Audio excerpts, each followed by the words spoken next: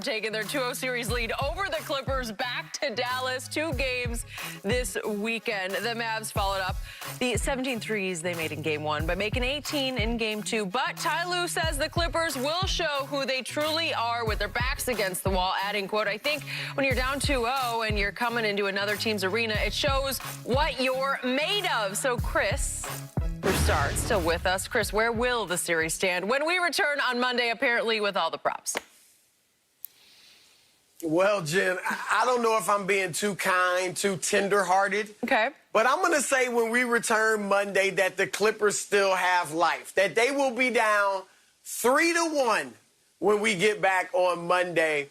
And I'm going to say it's going to be strange, though. Not like the Clippers win tonight. I think Dallas wins tonight, takes an insurmountable 3-0 lead. But the Clippers win Game 4, believe it or not, when they know they're done. And I say that because I think Dallas, being young, I think they will get complacent with the 3-0 lead, and the Clippers will be able to win Game 4. I actually think they'll win Game 5 in Staples and then lose this thing in 6. And I heard Ty Lue say all the right things about urgency, and we're going to show them who we are. And he pointed out, Dallas has shot the ball too well to keep it up, for the rest of the series. And that's maybe what he should say as a head coach. But here's the problem. The last 3 times that the Clippers were in the position where you needed to play with incredible urgency, where it was not quite do or die, but essentially do or die, they haven't played with urgency. We go back to Game 6 last year against Denver. You're up 3-1. You lose Game 5. You think, okay, let's close them out before, we don't need to let this thing go to 7. And they lose. They didn't show up for Game 6. Then Game 7, you're thinking, okay, we let this thing go too long. Let's end it and get to the conference finals. And they didn't show up for that game. And then Game 2 against these Mavericks this year, if they didn't bring the urgency in Game 2 on their home floor, knowing you don't want to go down 0-2 heading to the opponent's arena, what's to make me think they're going to bring it tonight? They had all the reasons in the world to play their tails off in Game 2, and they still chose not to fight over picks, and they didn't take anything away from Dallas. Luka had his way, and the supporting cast had its way. Like, the goal is to take something away. We're going to stop Luka, let everyone else beat us. Stop everyone else, let Luka beat us. They're giving up everything, and offense is not the problem. I mean, what more can I ask but for Kawhi to have 41, for Paul George to have 28, for us to outscore them from the free throw line, the points in the paint, points off turnovers? What else can I ask? 38 points off the bench, and you still lose. They can't guard Luka, and it looks like they don't want to guard Luka. And that is why I think they lose tonight, and essentially for all intents and purposes, it's over. But I think they'll be able to win Game 4 because Dallas will get complacent. I agree with you, Chris. This is what I said. I believe it'll be 3-1. I believe the Mavericks win tonight and the Clippers win on Sunday. For me, the sense of urgency, well, they got a sense of urgency. Kawhi Leonard came out and gave you a playoff performance of a lifetime.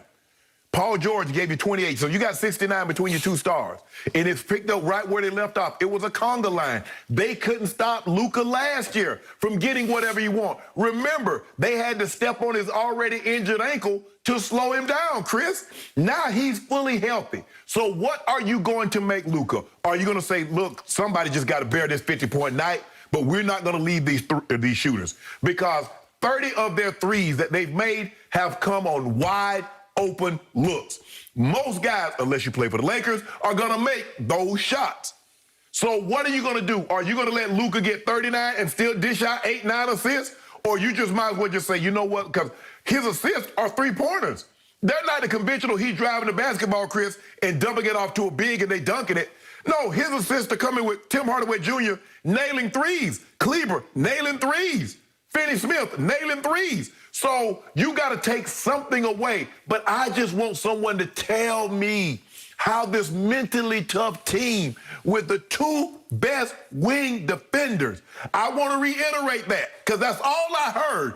The 2 greatest wing defenders since Pip and Jordan, and they can't stop the little 21-year-old kid from Slovenia. But you had it backwards since Jordan and Pip. Yeah. You got to get them in the right order. Okay. Since Jordan and Pip. Hey, I forgot Pat Bev, that little bulldog, that Pat Bev. Pitbull. Pat Bev, Serge Ibaka. We got a blocker and you don't. Well, we don't have him anymore because he's got back spasms and he's probably out. So go ahead. So who goes?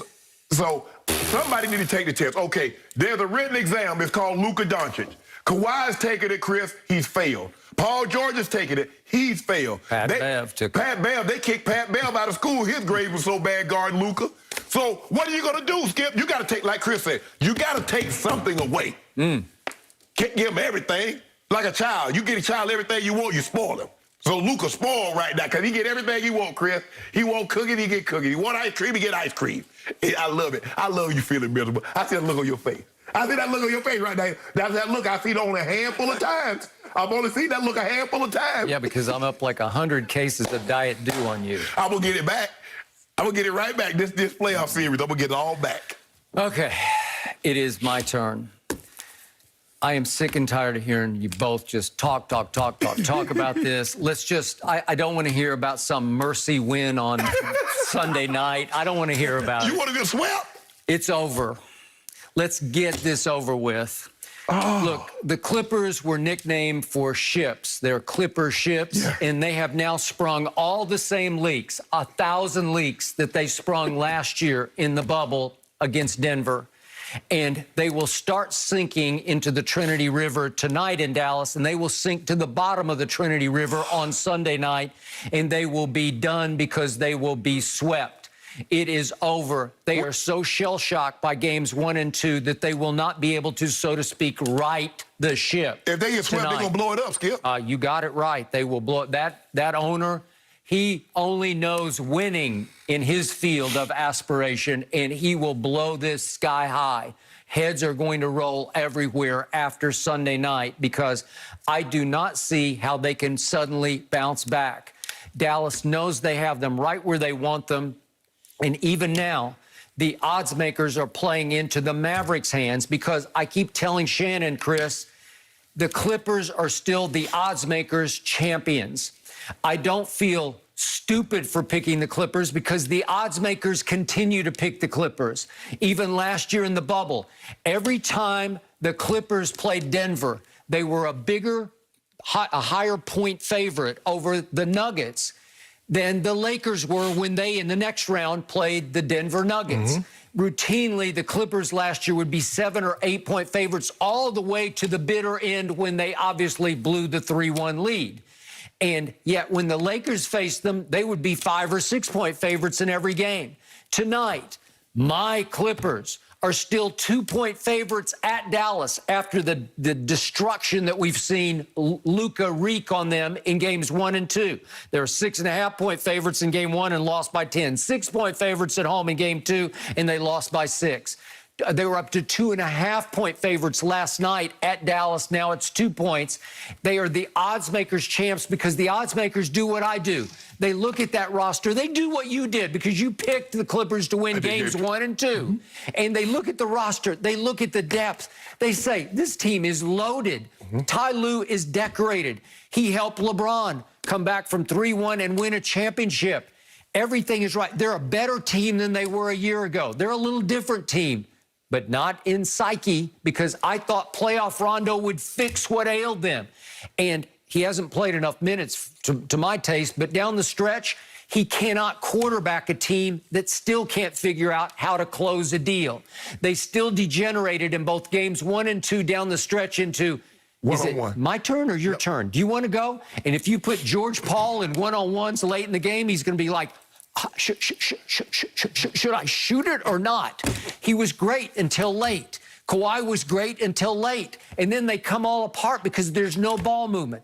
The Lakers move the ball beautifully. The Lakers play serious, prideful, hardcore physical defense. And I don't know what possesses the Clippers because they're a very good team. They were fourth in points allowed this year, and now they look like they don't even care about playing defense. Because here's the thing. What do you tell me when we picking football? With football season, you says, Shannon, I have Tom Brady, you don't. That's correct. Ty Lue, you had LeBron James. Clippers, you do not. Okay. And in the crunch situation, yes, you have Rondo. Rondo is a great quarterback, but his receivers can't catch. So it doesn't, because they resorted back to what they did last year. Chris, what did they do last year in clutch situations? They crumbled. The game got close. The Denver Nuggets says, you know what? If we don't let them get running high, be up 25, 30 points going into the fourth quarter, if we can make them operate in the last 5 minutes of the ball game, we like our chances. And when the rubber needed to meet the road, all of a sudden, the shots that Paul George was raining, all of a sudden hitting the side of the backboard. That mid-range shot that Kawhi Leonard was making so effortlessly the first three quarters, all of a sudden started back ironing.